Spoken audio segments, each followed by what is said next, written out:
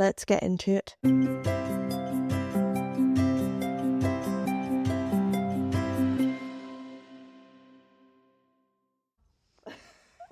Hello, Madelaine. Hi, Rachel. Welcome to Conversations with Dental Friends. Thank you so much for coming and having a chat with me today.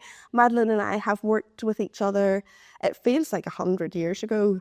It feels like a long time ago. 7 years. Yeah. Yes. And then we have always stayed in contact through social media, and I love to see everything Madelaine's doing, and I thought she would be a great person to have on our Inspiring People in Dentistry chat. Thank you for having me in. No problem. So, Madelaine, let's start at the beginning. How did you get into dentistry? What's your journey been like to get to where you are today? So I can remember wanting to be a dentist since the age of around 13. Wow. My dad is a medic, he's a paediatrician, so it was in the family anyway. And at school I was interested in sciences and also art. Yes, good combination. Yes. I also saw my dad worked weekends, evenings and alternate Christmases, and I didn't think that was for me particularly. Yes. And I love to create things. I love using my hands. And a friend of the family, so a good family friend, actually acted as a little bit of a mentor to me. And she had encouraged me and brought me in. So I did work experience with her. It was a good profession for a female in a way, because you're self-employed, you're your own boss, you can work your own hours. There's quite a bit of scope in dentistry, so you can do general dentistry, you can focus more on, say, go into orthodontics, oral surgery. So you can do a bit of variety. You can also go into academia or research, I suppose, as well. And so that appealed to me. And it was at that stage, you really need to be niching down because you have to pick your subjects that you're going to be doing. Isn't it crazy that we put so much pressure at really 14 to kind of know where your entire life's going to go at that stage? I enjoyed it so clearly. I know. So I was very lucky that I had some really good guidance from my family and from family friends. And I did do other bits of work experience, but this is what I decided on. And then I went to Queen's to study. So it's a 5-year course. And after Queen's, I did my vocational training year. So that's like a year where you kind of are still learning and somebody looks after you. You're practicing real life patients. And I found a job over in Manchester. So, yes. Were you nervous to go to Manchester? Did it feel like time to unleash Madelaine to the world? Could not wait. I had friends over in Manchester who had been visiting over the uni years and everything. And yeah, couldn't wait. So I decided to go there for a year and ended up staying 16 years. Wow. What started as a year? And then I didn't come home. So during my time in Manchester, I loved Manchester. I took the opportunity to do my master's, which I did at University College London. Great. So that involved a lot of travelling up and down every other week for the first year, and that was hands-on, and it was a 5-year course. So that was such a good opportunity. And 5 years? 5 years. So you go every other week for 5 years? So the first year is the certificate, and that is practical. So we're working on phantom heads, and it's mostly practical for that. And there are modules that you have to do. And then the diploma, you're doing a lot more theory and modules and materials modules and things like that. And then your dissertation brings it to the 5-year mark. So did you come straight out of VT and do your master's? No, I worked in a general dental practice. And then years, maybe, what has it been? 8 to 10 years, and then went on to do my master's. Part of the master's, there was modules on aesthetic dentistry and cosmetic dentistry, and that is where I found my niche of what I really loved doing. I think it's so important to invest in ourselves, and investing in yourself can seem quite scary to find out that was going to be 5 years, but the 5 years passes regardless, and you might as well upskill in that time if you can do it. I think that's incredible commitment to yourself and gives yourself Absolutely. that perspective. And it really makes you, well, you're investing a lot of time and money, but I think it kind of keeps your love of the subject alive. Because I then found that I could do like nicer work. Yeah. And the things that I was interested in, obviously being creative and doing work that changes their lives, changes their 100%. confidence, and they're loving coming in and looking forward to coming in to see you as well. It's that nicer side of dentistry. Absolutely. Very rewarding, yes. Very rewarding. Madelaine, you've done some incredible things in dentistry, not just in the surgery, but beyond, like being on the judging panel for Miss Northern Ireland, which is huge. How did that opportunity come about? So this is the third year that New Life Teeth have been involved, and this is the second year that I've been involved, and that is just right up my street. It's completely up your street. Up my street, and I love that kind of thing, and it's brilliant. I love getting dressed up. It's a brilliant opportunity to meet people. Yes. Other people in different kind of industries, be it in the restaurant industry, beauty industries. And I love seeing all the girls. It's an amazing project that they're doing, and the girls are fantastic. They are often working for really good causes, which are close to their heart, to bring attention to those subjects and charities. And they do a lot of work, and the girls come up, and some of them are so young, and they speak So young. They speak beautifully. I think would I ever have been able to do that at that point or time? It's crazy. And they're always so accomplished as well. And I love being on the judging panel. So this year they've changed it slightly, and there's less heats. I think there might be 6 heats altogether, and there's more finalists go through. So there's more girls involved. And I think there's one coming up next Sunday as well. So Brilliant. looking forward to that. And on those days, obviously that's outside of your surgery time. Do you find it's easy enough to balance? Because that would be more something that you would do in the evening or something like that. So the heats are either during the week in an evening, quite often a Thursday evening, and that is absolutely fine for me because I don't work a Friday. That's my day off. So that's perfect. And some of them are on a Sunday, and often they're in really nice venues, and there's opportunity to eat after, and sometimes you can have a wee drink if you're not working, and things like that. So we are involved in going to the heats, and I'm involved in the judging panel, and then we see each and every finalist. They come to us to make sure that their smiles are happy and healthy. So we will do like a full examination, and that includes radiographs if they're required and a scan. And each of the finalists will then get teeth whitening, so that their smiles are looking as good as possible. And if they do need any treatment, we will recommend that to them. And the overall winner then gets a prize of a smile makeover. How fantastic. That's really good. That's really good. And I love that it's a way of connecting dentistry to the wider community as well. I love that because it not just reminds the contestants, but anybody watching that they should be prioritising first and foremost the health of their teeth and everything beyond that. Social media, Madelaine, is such a big part of dentistry today. And honestly, you were a huge inspiration for me getting my professional Instagram account. You absolutely were. How do you manage to put so much effort into your socials while juggling everything else in your day-to-day? Well, that's very kind of you to say. I often don't feel that I put enough time into it because I am a working mum with 2 young children. And the children are getting older. They're now 7 and 9. And I did think after they were getting out of they're getting a little bit more independent.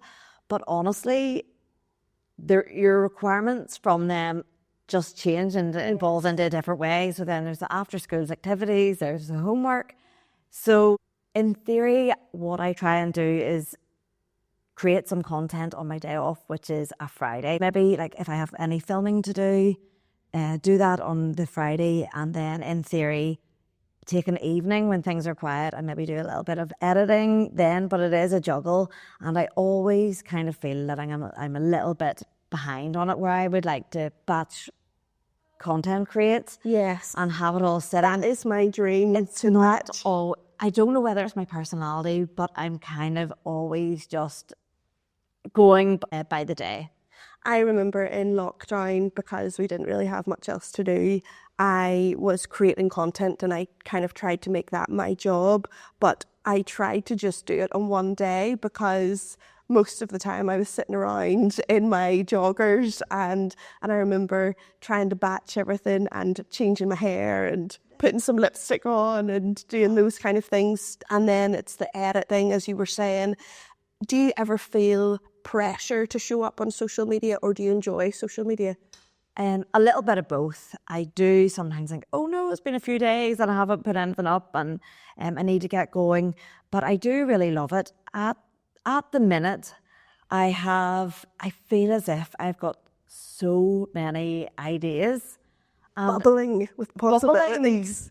But it is just about actioning it. For sure. Because I feel I have my own, and I feel like they're original, well, to me, original ideas. But it is just, when I come to do it, I'm wondering, what is the best way to present this? What is the backdrop like? Is my hair and makeup done? Am I prepared? And is my script done? And it's not just writing 30 seconds and then just blasting out, because once I start recording it, I'm like, no, that doesn't sound, so it evolves, I'm tweaking it, and I might have to come back and revisit it another time. But I think that what I'd really like to do is just stop overthinking it and just for it, and the makeup and the hair, people don't really notice or care. Well, You know, I think you're always going to look at it through one type of lens, and nobody else is really doing that. Yeah. But it's so hard not to feel that pressure, particularly as a woman, because we do have that extra element. We don't have to, of course, but we do have that extra element where we want to think about hair and makeup. And then I am exactly the same. I'll record, re-record. It'll stay in my photos folder for ages. And it's just having the confidence in your own self to just put it out there. Go for it, and stop worrying too much about what people are thinking, because they're going to think it anyway, and just go for it. Exactly. Do you have a set structure, Madeleine, for posting on social media, or is it more about what inspires you in that moment? Good question. So ideally, I would like to post around 3 times a week, I would say. I would obviously like to do a before and after, because I think if somebody finds my page, that is what shows them the quality and the style of my work. And it's that online portfolio. Showcasing it. Absolutely. However, I also think a little bit, once somebody's had their teeth makeover, or not everybody is like me and loves looking at teeth, that I think I would like to do something that maybe entertains or tells them a little bit about me. And then I would also like to do an educational piece. Yes. Again, I've got lots of ideas for these educational pieces that I want to get out there. So, because I think what keeps somebody following you, they want to be entertained and educated. Yes. Because there's so many little, I don't know about you, so many little wee tips that you can give people that will really change their oral health, and even things that I'm coming across now, whether it's dental health or oral hygiene information that can be really useful to people, and educational pieces. I'm really interested in health in general, and those are the kind of podcasts and things that I'm listening to. Me too. Obsessed with the health and wellness that you can do to be. I love it. Would you feel pressure around these big viral moments in social media? So I think that's kind of something that we now, if you're having some sort of social media presence, it's nearly on your checklist of having a viral moment. So I don't really think about that too much. I think it would make it inauthentic, wouldn't it, if you were doing that?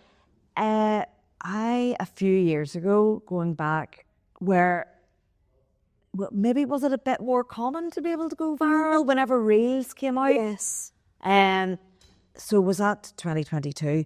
I had a reel that went viral, and yes, so it was brilliant to gain more followers and get your name out there again and to be better recognised. The audience that I am trying to target, local people, Yes. a smaller demographic, and so that would be. I don't think you necessarily need to go viral To be successful. to be successful. And recently, I had a TikTok that went viral, and it was doing a composite bonding procedure.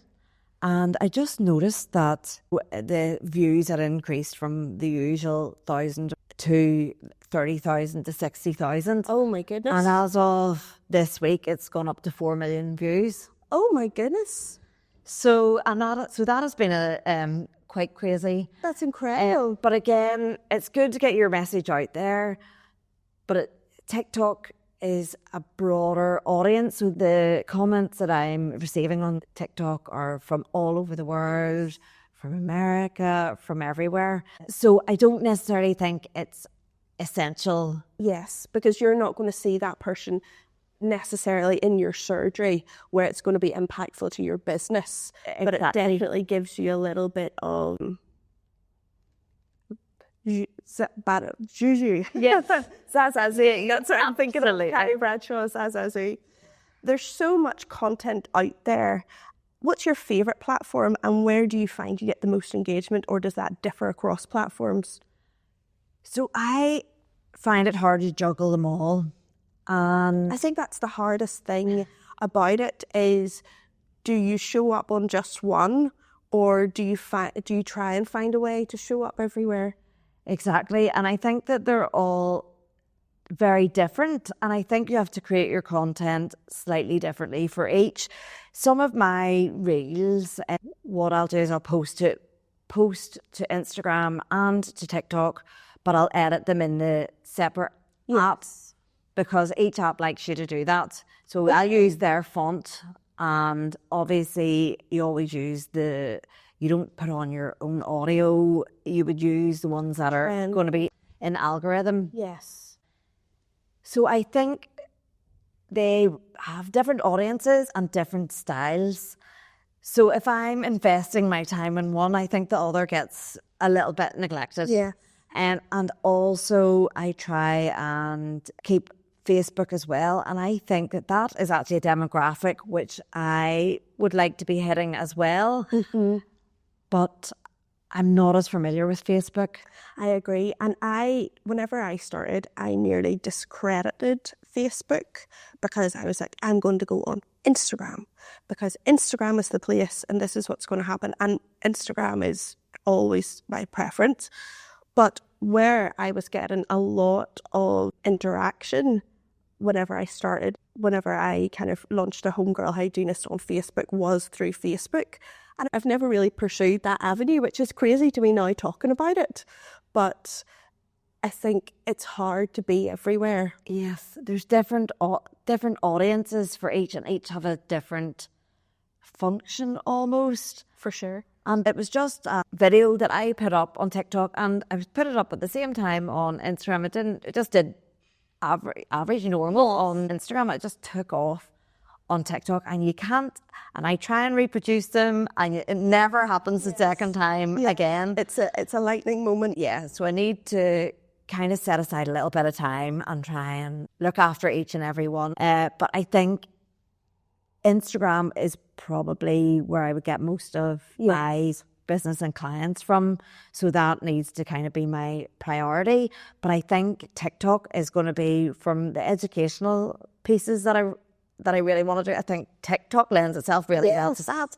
But then Instagram doesn't really want you to share theirs. It won't do as well once it's been in TikTok. It has to be organically Instagram. Yes. And I think Instagram, I remember we had a really brilliant speaker come to BSDHT, Anna Middleton, who's a London hygienist. And she gave us a little bit of a social media chat. She's also very successful with social media, and she said that your Instagram demographic is usually women, healthy, wealthy and well. And I think that's something that really stuck with me. I love that thing. If you're thinking about actually getting somebody through the door, Instagram's maybe the place, but there are so many benefits from every aspect. Yeah. Even LinkedIn. Yes. Even LinkedIn could translate to a patient. You just don't know. But then it's the management, isn't it, of everywhere. Absolutely. Of everywhere. Madelaine, you've had some incredible career moments. What's been your biggest pinch me moment, whether it's in or out of the surgery? So I think it's probably not just a moment, but I moved back to Belfast from Manchester 7.5 years ago, and I was coming back to start out from scratch. And I just recently had a baby and just starting again. And I just feel very proud about how I started from square one and have built my reputation and obviously my social media presence as well. And my idea, or what I've tried to follow through, was to give each and every patient my best. Yes. And do the best quality work that I could for each patient and try my hardest. And so I can stand over every single piece of work that I did. And I think that's really important, because probably the best way to build your brand and your business is through word of mouth. So my patients are walking about as my advertisements with their smiles on their faces. And they're such a good way to think of it. They're family and friends. Quite often, I really love it whenever my patients come in for their reviews. I'm like, oh, well, did anybody notice? And they're like, people have been asking me, have I had Botox? Have I been on holiday? And they don't know what the difference in them is. But they look great. They look great. And it's not just that their smiles look great. It's that there's a twinkle in their eyes. They are smiling more and a bounce in their step. I love that. And that is how great teeth make you feel. Absolutely. That's if you could bottle that feeling. I always think for that moment whenever a patient has their reveal at the end of their treatment, and they are on cloud nine. You can see it all over their face. It's exactly as you say, they do have a twinkle in their eye, and it is such a proud, it makes you feel so proud. Sometimes it nearly makes me emotional, because I'm just thinking, I'm so glad to be a part of that for that person. I think that's so interesting whenever you were saying about coming back to Belfast after having a baby, because do you ever hear about that saying, get your pink back? So a flamingo, whenever it has its baby, it goes from not being pink anymore to kind of being white. And then after that kind of postpartum, if you could call it, process of a flamingo, they gradually get the pink back in their feathers. And I feel like that's kind of has happened for you. Yeah, absolutely. Coming back here, having a baby, starting from scratch and evolving into this, incredibly fab and successful position that you're in now. So you're a pink flamingo, and you've got your pink back. So Madelaine, do you do anything outside of dentistry that keeps you feeling like Madelaine? Well, I'm a member of a gym, and I've always trained, but I've been a member of this particular gym for nearly 6 months. It's a boxing gym, so it's all... Yes, is it Tribe? Tribe. Ex-pro boxers. I've done one class at Tribe, and I couldn't put my eyebrows on afterwards because my arms wouldn't work. The boxing is such a workout. Yes. And I really love it because I just love beating something up, and it gets rid of all your frustrations. I think in dentistry we have a lot of frustration. It's fun. Yeah. And the best bit is whenever they put on a full bodysuit and you just go for it. Oh my goodness. 6 a.m. in the morning, going for it as much as you can. So what that involves is strength training, and I do that 2 or 3 times a week. And I just think it is so important for everybody as they get older. We're living longer. I think is that we lose 1% of our muscle mass each year after the age of 40, or is it 30? So I think it's super important to do some sort of strength training. Yes. and keep fit and healthy. And you're investing in yourself, not just for the next couple of years to look good, but what I'm doing today is going to affect how I am in 10 and 20 years' time. And I want to be absolutely smashing it. 100%. I think that is something that we do really need to take into consideration in dentistry because it's such a physical job. It's so important. And I enjoy my yoga as well. I love a bit of yoga. Love the hot yoga. And I think I need to make a conscious effort to make sure I'm doing at least one, if not more, classes a week for your posture, for your back. Because if we lose our back, we lose our career. We do. We're out. We're tapped out. And for mental health as well. Absolutely. So important for us. So aside from that, it is walking the dog and running around after the kids. I love that. I love that. That's brilliant. It's going to make you an all-round better clinician and all-round better person as well. So I think that's fab. Absolutely. And I think a lot of people see working out as a chore. And I think it's about reframing in your mind. Yes. And that how lucky that you can work out. 100%. How lucky. Such a good way to think about it. That you are physically able and look forward to it. So I'm a morning person, and also with the kids, I go at 6 a.m. Go get it done. I'm back at 10 to 7 before anybody's missed me. Before that's my wee time, quiet time on my own. And I'm in a routine, setting stuff out the night before and don't even think about it. So it's not to have to talk myself into it. It's just part of my daily routine. That's happening. Yeah, and sets yourself up for success. I love that. Madelaine, what's next for you? Can you see yourself opening up your own practice one day? Or do you think modern dentistry gives you that freedom and that opportunity for success without that traditional bricks and mortar practice?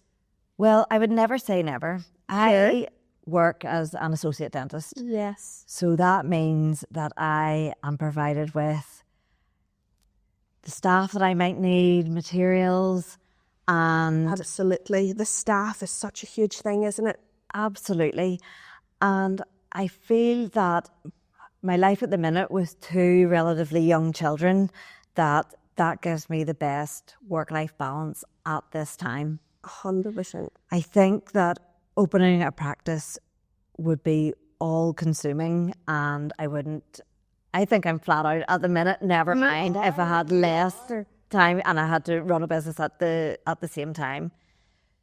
So what I would like to do, invest my time and energy in, is to give back a little bit with some education. So I'm currently working on a project to hopefully teach young aspiring dentists about digital dentistry. Fab. And I'm passionate about ceramic work with porcelain veneers. Yes. And maybe a course in porcelain work. And Incredible.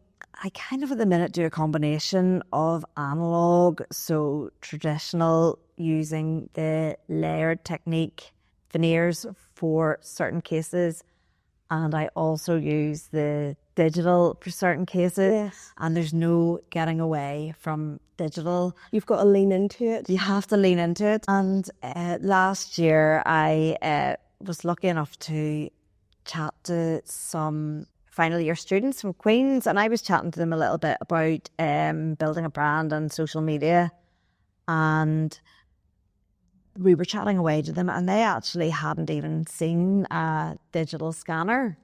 Okay. So I'm a little bit out of touch with the undergrad teaching, but I thought that might have been on the syllabus. I think it absolutely should be on the syllabus. Absolutely. Yeah, I thought that they might not be so hot on the analog, taking impressions and things like that, and that it would all be going down the digital line.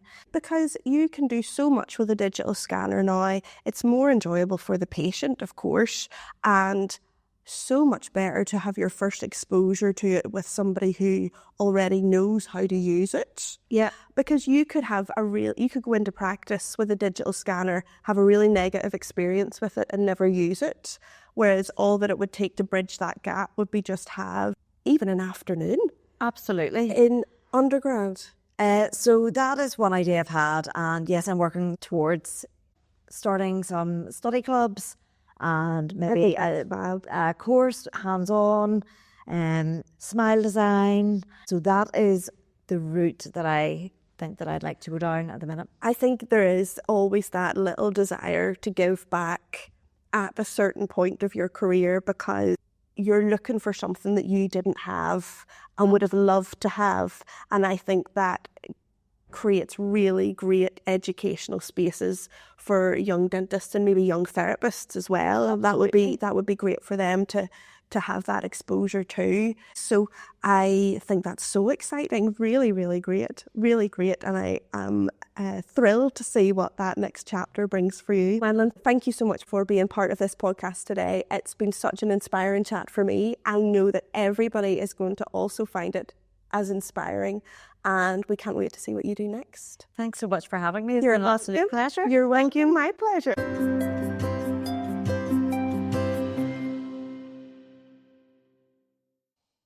Wow, what an episode. A huge thank you to Madelaine for being part of this conversation. Honestly, I wish I'd just kept recording our entire chat because even the off-mic moments were gold. And I think there might be a part 2 on the cards. I hope so anyway. You can find Madelaine across social media at Dr. Madelaine, DOCTOR. I'll link it in the description, where she shares her online portfolio, educational content and all-round fun, including some gems for those Taylor Swift fans out there if you scroll back far enough. Keep an eye on her page for updates on her upcoming course when dates are released. If today's episode has got you thinking about upping your social media game, Anna Middleton, the London hygienist, has some amazing insights on her course Thrive, which I'll also link below, and you can follow her on Instagram at London Hygienist. And if you fancy keeping fit at Tribe, I'll drop their Instagram in the description as well.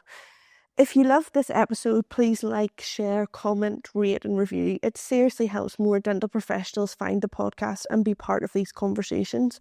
And if you really loved it, send it to your friend in dentistry looking to level up their social media game. For all things Conversations with Dental Friends, follow at Conversations with Dental Friends on Instagram, and you can find me over there too at Homegirl Hygienist. And just like that, we've reached the end of season 1 of Conversations with Dental Friends. I honestly can't even believe I'm saying that. A huge, huge thank you to every single guest who joined me this season. Michael Crilly, Rosie Murphy, Penny Chapman, Callum McCandless, Niamh Adair, Gemma Forsyth, Ursula Malloy, Michaela O'Neill, Naomi Bingham, Aaron Stewart, and of course, brilliant Dr. Madelaine, who we've just heard from. And thank you to you at home on your commute or on your lunch break for listening and sending kind messages. The feedback has honestly been amazing. For liking, commenting, rating and reposting along the way. It honestly means the world to me. We're already deep into recording season 2 and I'm so excited about what's coming next. The guests, the conversations, all of it. Thanks again for being part of this space. Conversations with Dental Friends will be back in your ears very soon.